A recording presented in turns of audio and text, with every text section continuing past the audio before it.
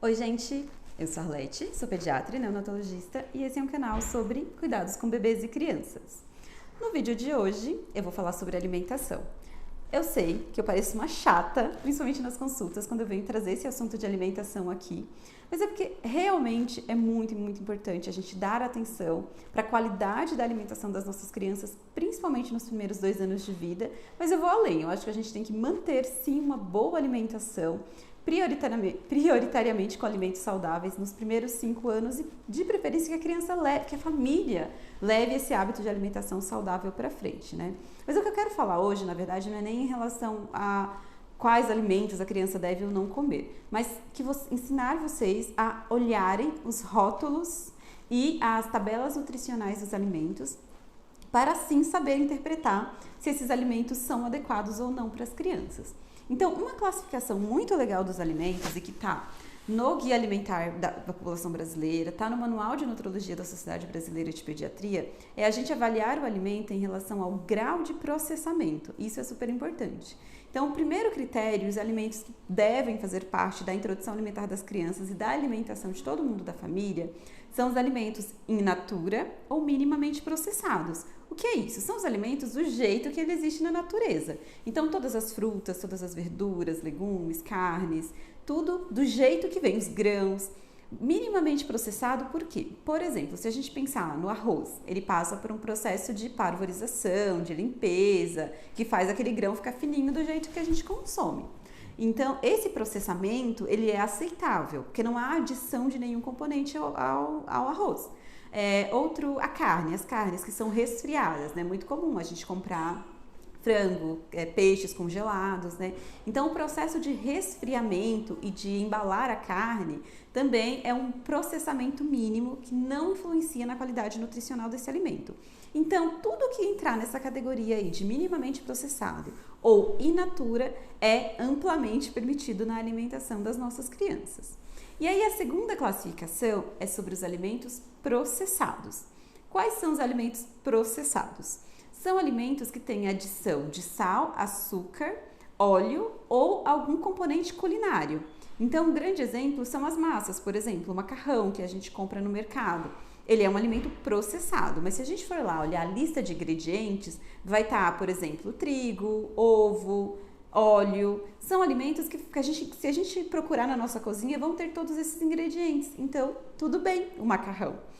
As farinhas, o fubá, os alimentos enlatados, né, as conservas enlatadas, então aqueles tomates enlatados, a sardinha em lata, o próprio atum, embora o atum tenha outras questões aí envolvidas, são alimentos também processados, mas que mantêm a qualidade nutricional do alimento e podem fazer parte do hábito alimentar das nossas crianças.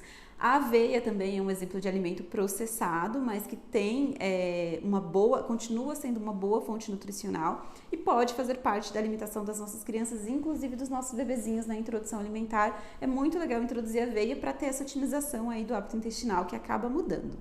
E por fim, a gente vai para os alimentos ultraprocessados.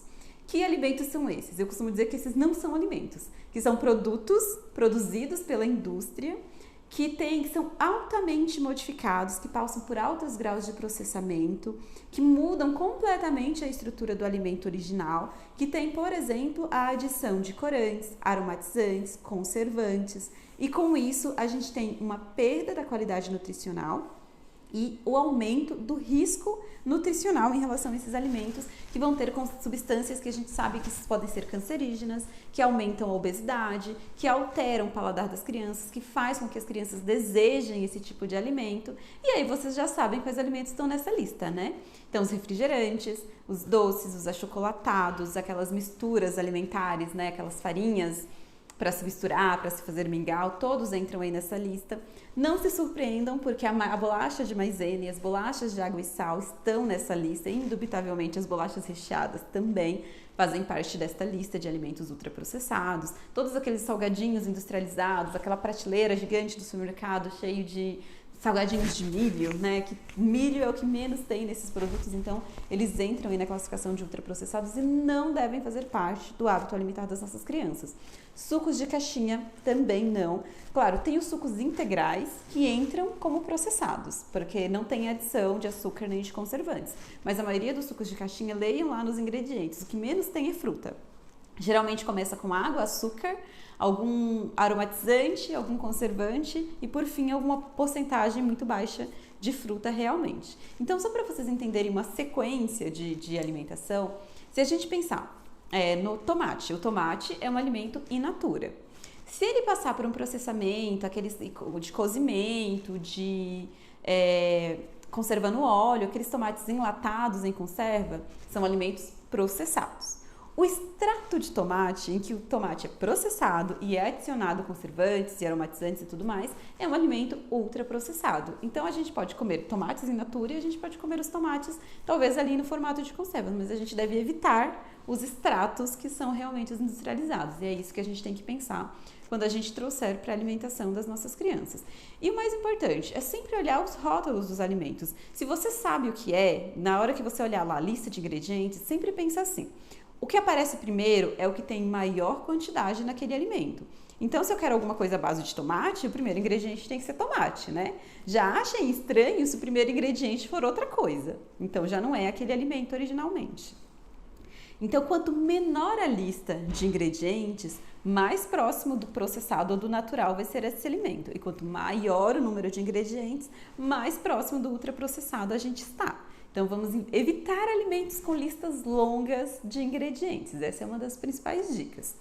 Quando você reconhece os ingredientes, por exemplo, quando você pega o macarrão e olha lá que está escrito farinha de trigo, eu sei o que é farinha de trigo, eu sei o que é o ovo, eu sei o que é determinado nutriente, eu sei que aquilo que faz parte da culinária é natural, pode ser consumido. Agora, quando começa a ter corantes, começa a ter siglas, né, que alguns produtos vêm hoje como sigla, não vem nem o nome, ou tem um nome que eu não conheço, já acho estranho, já fica com o pé atrás, porque aquilo ali não é natural, não é da natureza, é uma adição. E tudo que tem excesso de açúcar e excesso de sal também deve ser evitado, né? Já falei para vocês em diversos posts por aqui o quanto a gente tem uma alta incidência de obesidade, de doenças crônicas não transmissíveis. Então, os nossos adolescentes estão ficando hipertensos, estão obesos, estão diabéticos e com diabetes tipo 2, não a diabetes que é autoimune, que acontece na infância. Então, a diabetes como doença metabólica, como distúrbio, como dislipidemias, alterações de colesterol. Então, para a gente evitar isso, a gente tem que evitar sim o consumo de açúcar e o consumo de sal na infância e manter isso aí ao longo da vida. E um outro recado que eu quero chamar a atenção de vocês, porque tomem muito cuidado, é que hoje a gente já tem muitas famílias vegetarianas, famílias veganas, já com uma opção nutricional um pouco diferenciada. Para essas pessoas, claro, a gente precisa de um segmento muito específico, mas eu quero chamar a atenção para vocês nos mercados, também na prateleira de mercados, que a gente está tendo uma grande variedade de produtos direcionados para este público. Então, carnes de origem vegetal, bebidas lácteas de origem vegetal.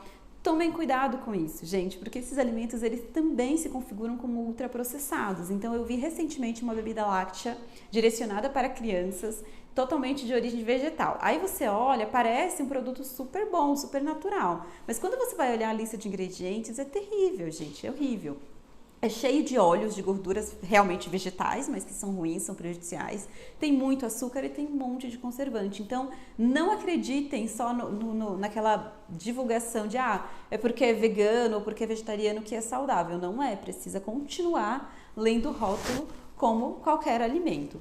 Tomem cuidado também com alimentos livres de lactose, gluten free, esse tipo, lights, diets, esse tipo de alimentos são para pessoas com dietas específicas. Eu tenho pacientes no consultório que fazem dietas com restrição de glúten, ok, porque naquele contexto clínico, naquele quadro clínico isso fazia sentido, mas não é porque um alimento é sem glúten, por exemplo, que ele é um alimento totalmente saudável. A gente tem um monte de ultraprocessados por aí que são sem glúten ou que são sem lactose. Então esse tipo de sem alguma coisa, de free alguma coisa, não faz com que esse alimento seja mais saudável. A nossa alimentação tem que ser baseado principalmente nos alimentos in natura e em qualquer idade, em qualquer momento da vida. Então, muito cuidado aí nas escolhas alimentares de vocês. Ah, mais uma coisa, já ia esquecendo de falar dos açúcares disfarçados, né? Então, às vezes eu ensino pra mãe, né, falar, olha, evite os alimentos que o açúcar aparece como primeiro ou como segundo ingrediente, porque são alimentos que têm um excesso de açúcar.